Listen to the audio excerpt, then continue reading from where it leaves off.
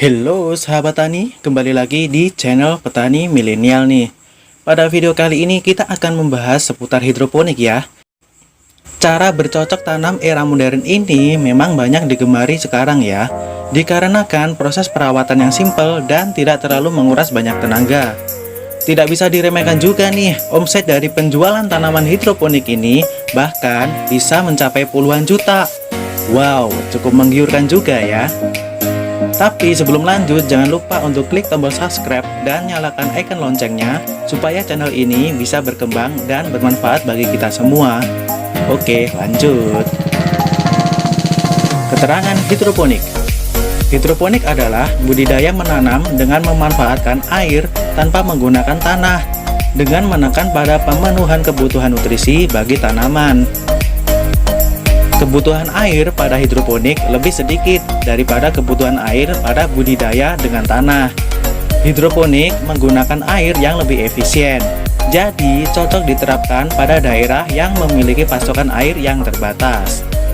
Nah, untuk jenis tanaman yang bisa kita tanam dengan sistem hidroponik ialah tanaman yang berumur pendek nih guys, seperti kangkung, selada, sawi, bayam, seledri, dan sayuran buah seperti cabai dan tomat.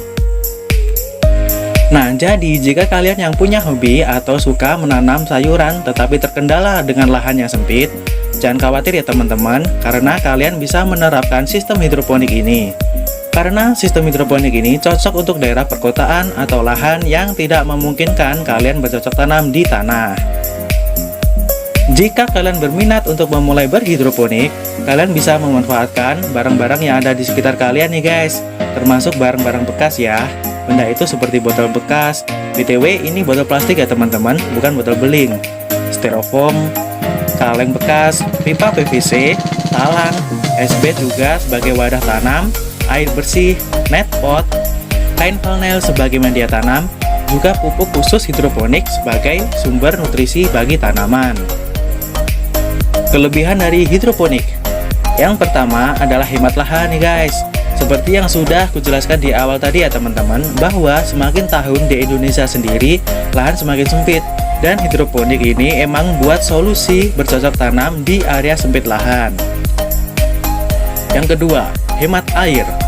Untuk kebutuhan air pada tanaman hidroponik gak terlalu banyak kok, tergantung juga dari seberapa banyak kalian menanam tanaman hidroponik juga.